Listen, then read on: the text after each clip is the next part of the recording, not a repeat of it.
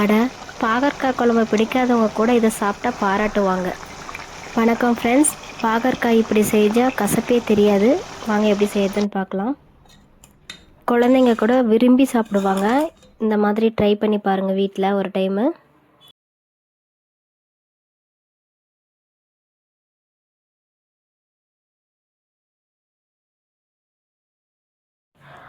முதல்ல பாகற்காயை மெல்லியதாக நறுக்கி சிறிது உப்புடன் ஒரு 10 நிமிடம் வச்சுக்கோங்க.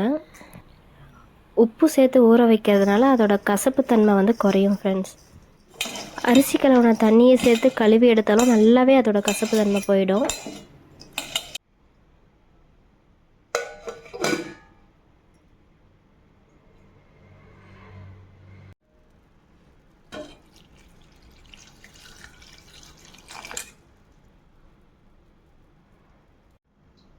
பெரிய வெங்காயம் 2 நறுக்கி எடுத்துக்கோங்க. 2 தக்காளி மிக்சியில் போட்டு நல்லா அரைச்சி விழுத எடுத்துக்கோங்க. நறுக்கி வச்ச பாகற்காயை வாணலியில் எண்ணெய் விட்டு உப்பு சேர்த்து நல்லா வறுத்து எடுத்துக்கோங்க.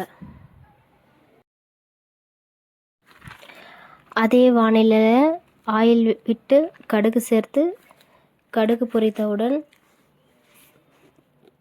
நறுக்கி வச்சுருந்த வெங்காயத்தை ஆட் பண்ணிக்கோங்க.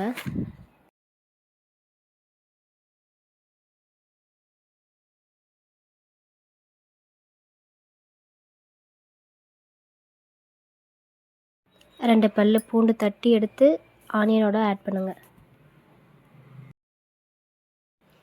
வெங்காயம் ஓரளவுக்கு வதங்கினவுடன் அரைச்சி வச்ச தக்காளி விடுது ஆட் பண்ணி நல்லா வதக்குங்க.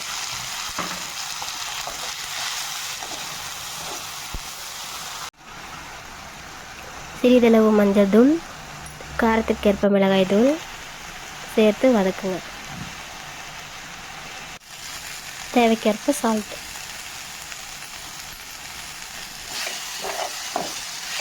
நல்லா வதங்கினதும் சிறிதளவு தண்ணி விட்டு ஓரளவுக்கு கொதி வந்தவுடன் புளி ஊற வச்சு புளி தண்ணி கொஞ்சம் ஊற்றிக்கோங்க. சிறிது வெல்லம் சேர்த்து இறுதியில் மல்லி இலை சேர்த்து இறக்கவும். மிகவும் சுவையான பாகற்காய் கிரேவி வீட்டில் செஞ்சு அசத்துங்க. இந்த வீடியோ பிடிச்சதுன்னா சப்ஸ்கிரைப் பண்ணுங்கள், லைக் பண்ணுங்கள். Thank you friends.